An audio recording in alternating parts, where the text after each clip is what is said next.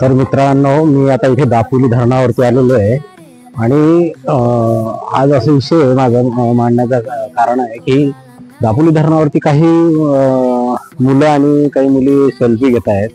पण आवर्जून तुम्हाला सांगण्याचा विषय असा आहे की त्या लोकांनी सेल्फी घेताना वरती जाऊन सेल्फी घेऊन एखादं जर मूल पडलं किंवा माणूस पडला तर पलीकडच्या साईडला खूप खोल आहे ते, आणि तिथे मागच्या वेळेस काहीतरी ते बोलले, मी आता ग्रामस्थांना भेटलो आणि विचारलं तर बोलते मागच्या वर्षी असंच एक मुलगा पडून मेला. तर ते खूप अत्यंत दुःखद कहाणी आहे. पण त्याच्यामुळे ना बऱ्याच लोकांचं आता, आणि हे ते वारंवार होतच असतात, लोणावळा झालं कुठेही गेलं की डॅमवरती किंवा पाण्याच्या प्रवाहामध्ये बरेच वाहून जातात. पण काळजी घ्या तुम्ही, शक्यतोवर आहे ना तिथे जाऊ नका, सेल्फी काढू नका, निसर्गाचा आनंद घ्या ना. निसर्गाचा आनंद घेऊन चांगलं वाटते. पण तरी सुद्धा लोक एवढी न्यूज बघतायत, एवढे व्हिडिओ बघतायत, तरी सुद्धा जे करायचं तेच करतायत. आणि मी आता माझ्या पाठीमागे बघू शकता तुम्ही की त्याला डॅम आहे आणि त्या डॅमचं पाणी वाहतंय, तर बरीच लोक त्याच्यात आंघोळ पण करतायत आणि तिकडे सेल्फी वगैरे काढतात मागच्या साईडला.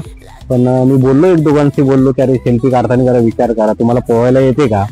तर बरेच लोक बोलले की नाही आम्हाला पोहायला येत नाही. तर मग तुम्ही जाऊ नका ना तिकडे. पोहायला येत असलं तर ठीक आहे, पण नाही तरी सुद्धा ती लोक रिक्स घेऊन सेल्फी काढणं, व्हिडिओ करणं हे चुकीचं आहे.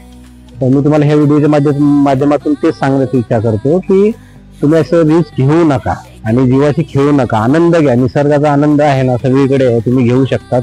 पण तसं करून त्याने काय होणार की तुमच्या जीवाशी धोकाच आहे ना शेवटी.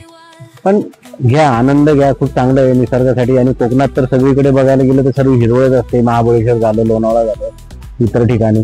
तर याच्या माध्यमातून तुम्हाला सांगतो, सेल्फीच्या नादात आपला स्वतःचा जीव धोक्यात घालू नका. शक्यतोवर चांगलं तुम्ही एन्जॉय करा. Happy journey, happy enjoy.